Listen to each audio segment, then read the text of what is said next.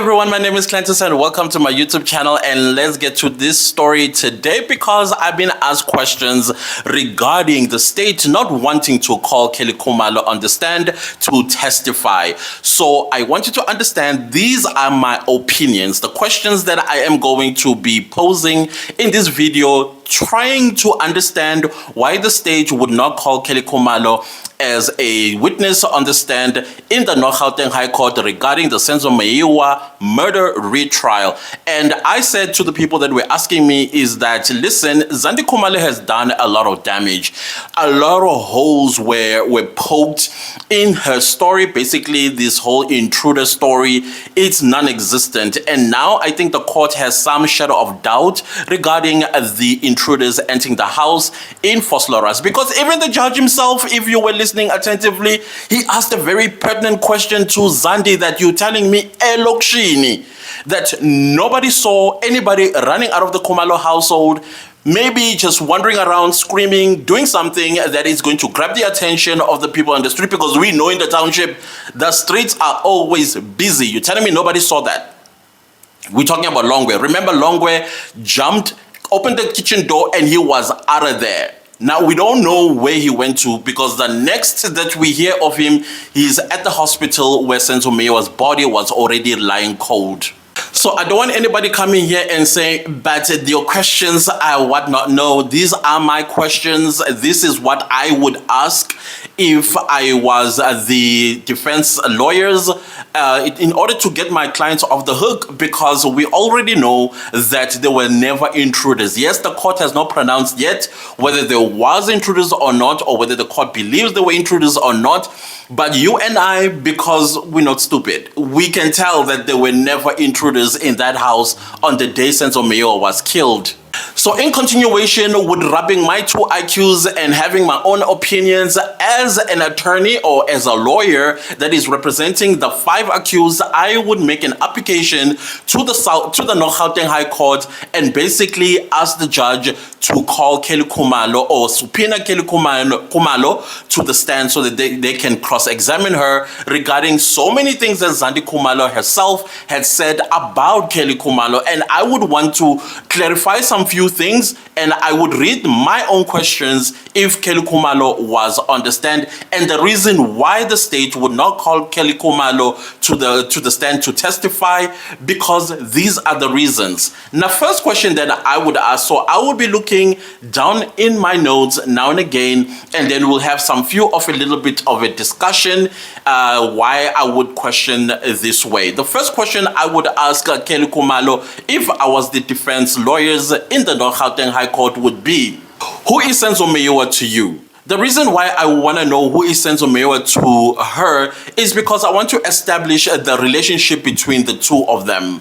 The second question I would ask, were you aware that Senzo Meyiwa was a married man? And the reason why I want that is because I want to see the credibility of Kelly Khumalo, if she has any kind of humanity in her heart, that she would go for a married man knowing fully well that he is a married man. And therefore I want to create a doubt to the court or to the judge that this woman is discredited already. This is the type of a person we are dealing with.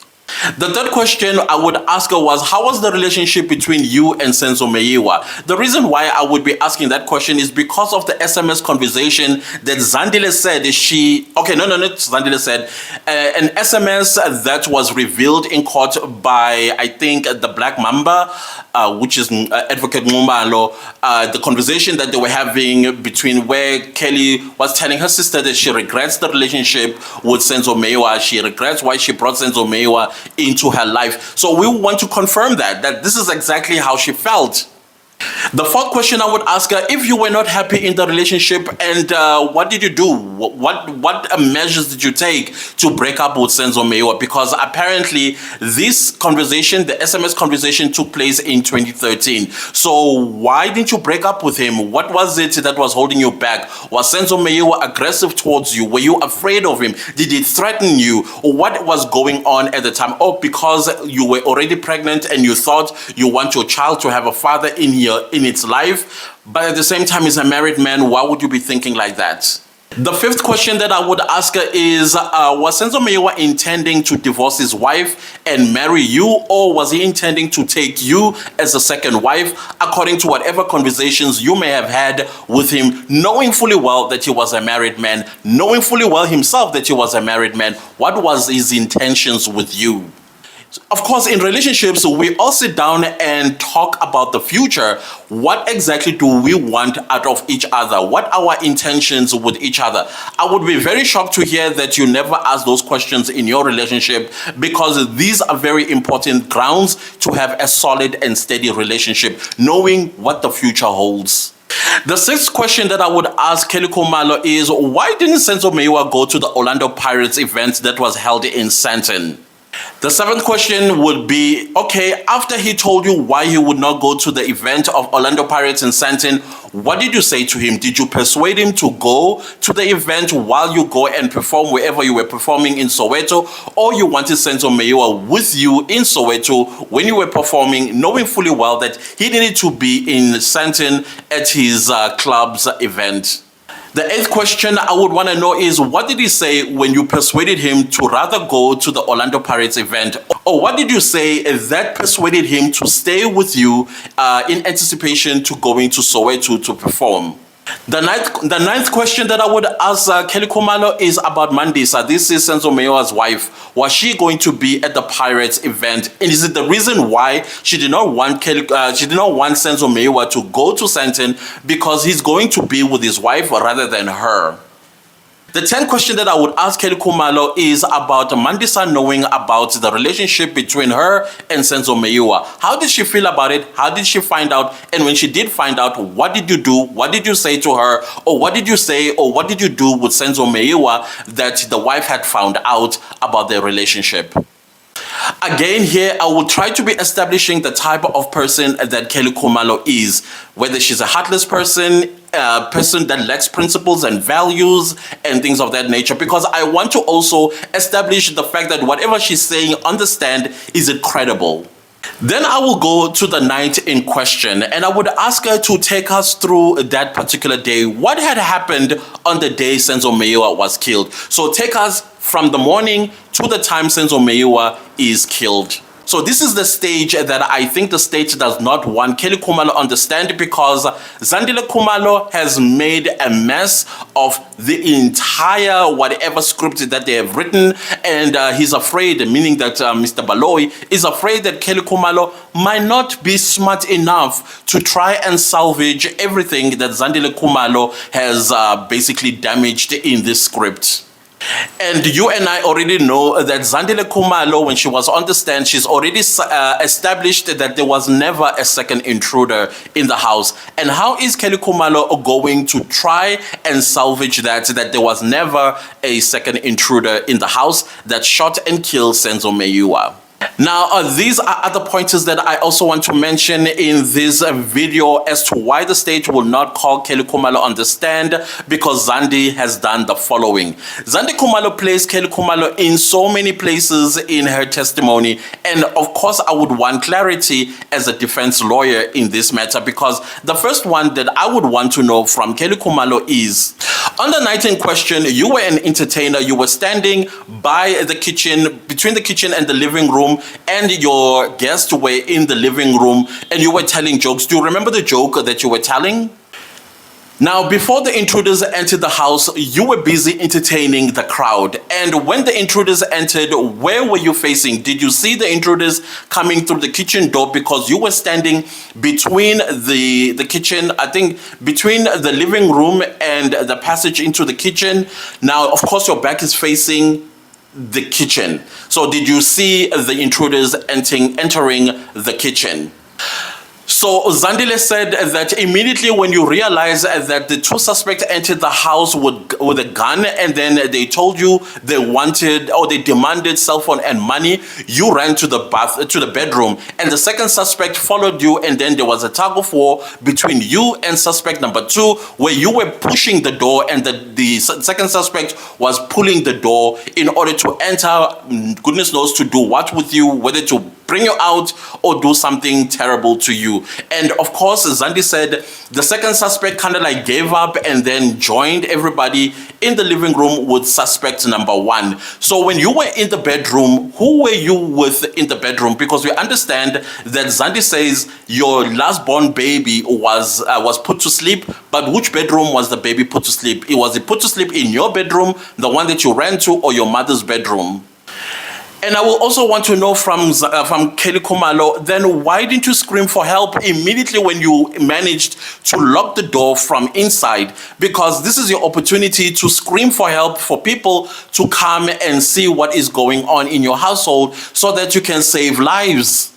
Of course, Zandile Khumalo in a testimony then takes Kelly Khumalo out of the bedroom and places her in the kitchen. Now, remember the reason why I'm saying the kitchen is because remember Longwe, who was unarmed, and a gunman was pointing a gun at them, got up, approached him, pushed him. The gunman staggered backward while the suspect number two had already given up on Kelly Khumalo. We don't know what his role is because seemingly this script did not give him any kind of action that he needed to do in this instant.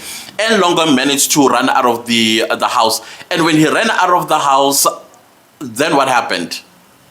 And then why did she leave the bedroom where she was safe, where she didn't even scream for help, and decided to go to the kitchen to help push? Who were they pushing? How did they manage to push everybody, these two suspects, into the kitchen? What was her role in pushing the suspects in the kitchen? What did the suspects say? What threats did they pose? What did suspect number two do? What did he say? And how did he look at this point? Did he still have his hoodie? Look at my hoodie. Can you see my face, people? Let's go back to the testimony of Zandile. You see where my hoodie ends? This is the full hoodie. It has ended. Can you see my entire face? Do you even see my thingy? She says the hoodie ended here. Now, can you see my entire face? Can you actually identify me in a parade if my hoodie is sitting like this? But anyways, that is not where we are. We are with Kelly Khumalo, why she would not be called as a witness in the North Gauteng High Court in the Senzo Meyiwa retrial.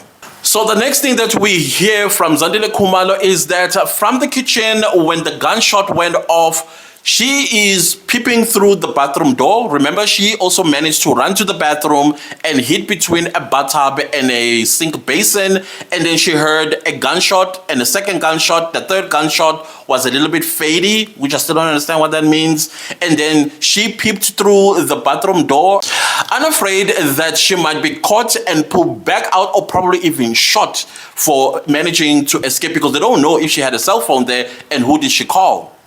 So we know at this point that Senzo Meyiwa is shot, and then he staggers into the living room where he goes between the sofa and the TV stand. Kelly Khumalo follows behind her together with Kelly Khumalo's mother, who saw Kelly Khumalo's cell phone, took it out of the charger, and then the suspect number one, who's carrying a gun, saw it, elbows her. She falls onto the sofa, grabs the cell phone, this suspect number one. And what does Kelly Khumalo does, because she is seeing all of this is happening, or maybe she was busy focusing on Senzo Meyiwa, who was already shot. And what did she do? What did she say? What did the suspect say to her mother when he saw her picking the cell phone from the charger?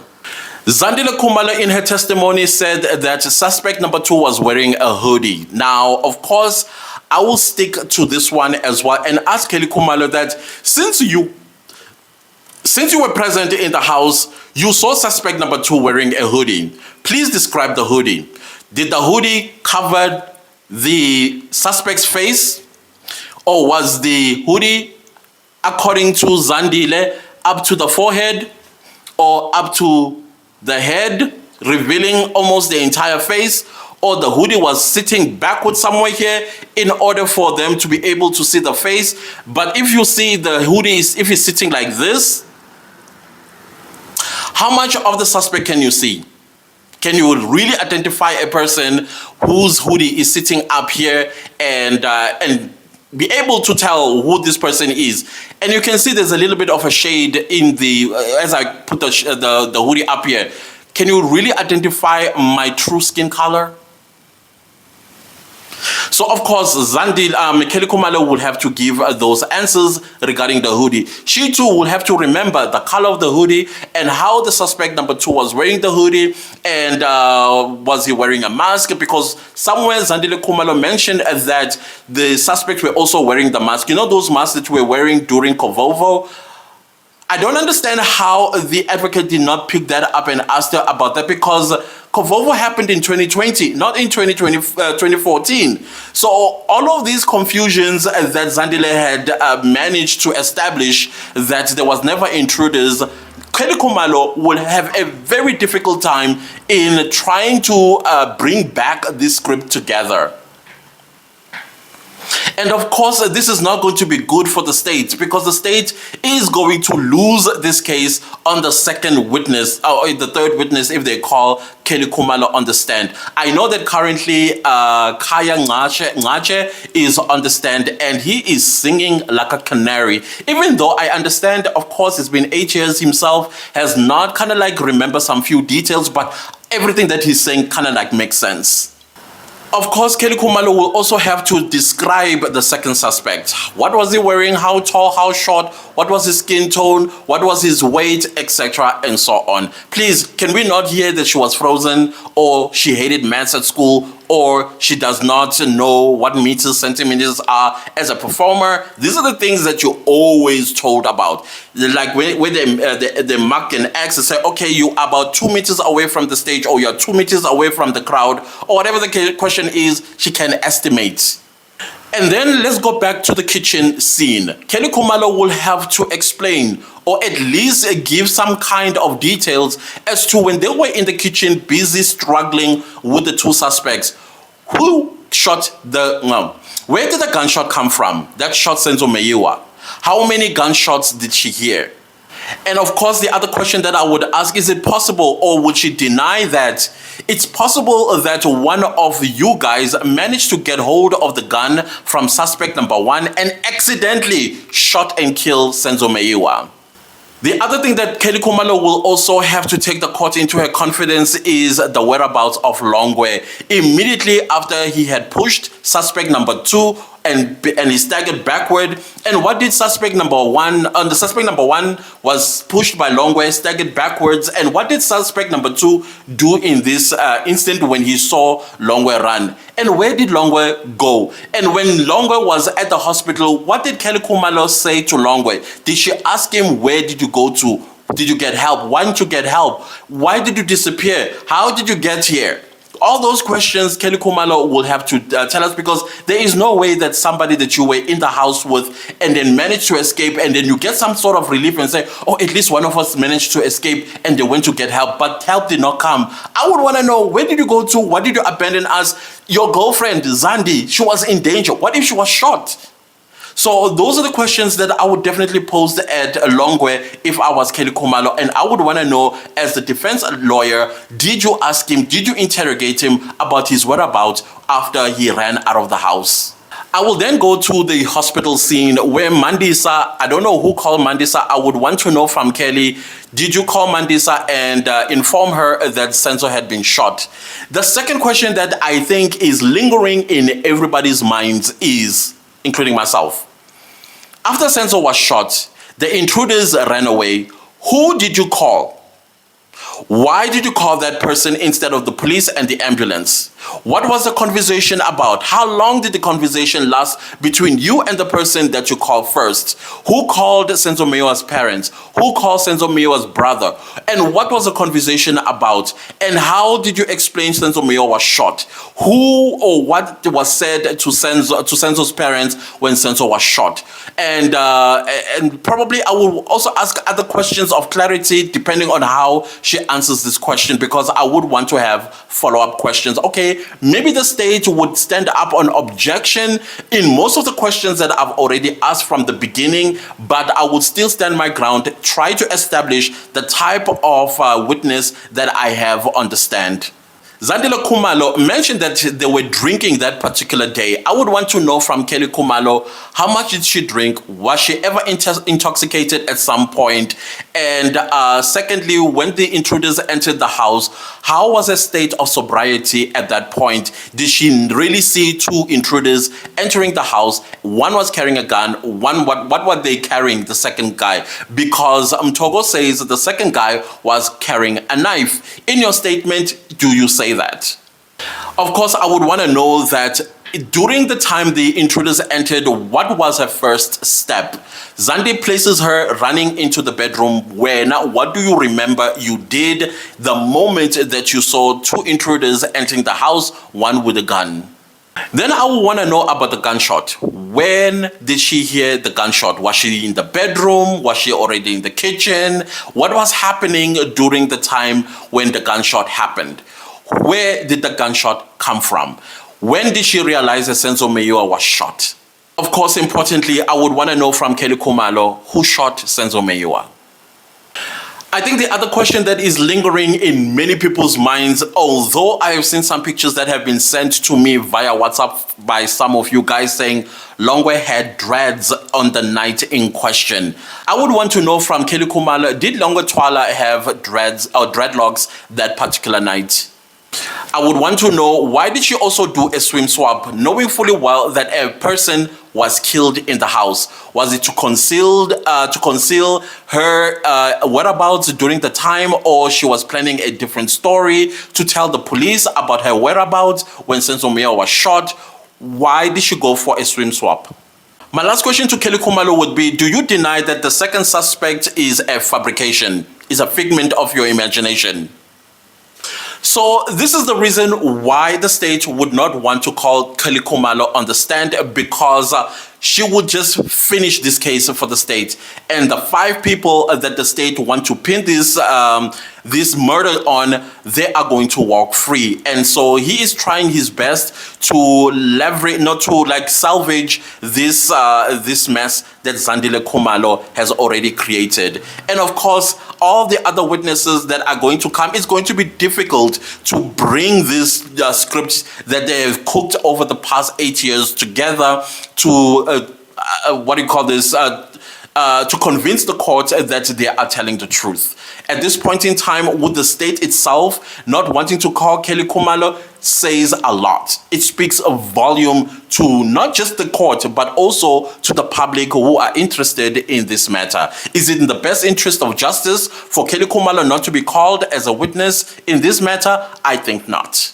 Kelly Khumalo is a role player. She is a vital role player because she was the lover of Senzo Meyiwa. And this entire case took place in her house in Vosloorus, or her home in Vosloorus that particular night. So to exclude her as a witness, it speaks volume. So once again, guys, these are just questions that I would have asked if I was the defense attorneys or lawyers in this matter, because I feel Kelly Khumalo is a vital witness, probably a chief witness in this entire case, that I would want to hear some clarifications from her after Zandile Khumalo's testimony, because Zandile Khumalo said a lot about Kelly Khumalo, and I would want the answers directly from Kelly Khumalo as a defense lawyer. Anyways, guys, if you liked the video, give it a like. If you didn't like the video, give it a like anyway. Do subscribe to my channel and don't forget to click the bell notification so that you get notified every time I upload a new video, because this case is continuing and I will be creating a video on the second witness on the stand, that is Kaya Ngache, who is saying some few things that I am like, okay, great, this is understandable, or okay, I have a question here. We will discuss that in my next video. So stay tuned, and also do share this video far and wide. Don't forget to also leave me a comment down below, because I would like to hear your thoughts about why the state will not call Kelly Khumalo to testify. And also, my super thanks are turned on. Thank you so much to everybody that's super thanking me, because this is a lot of work. And also watch the ads, and I appreciate you guys so very much. I'll see you next time. Goodbye.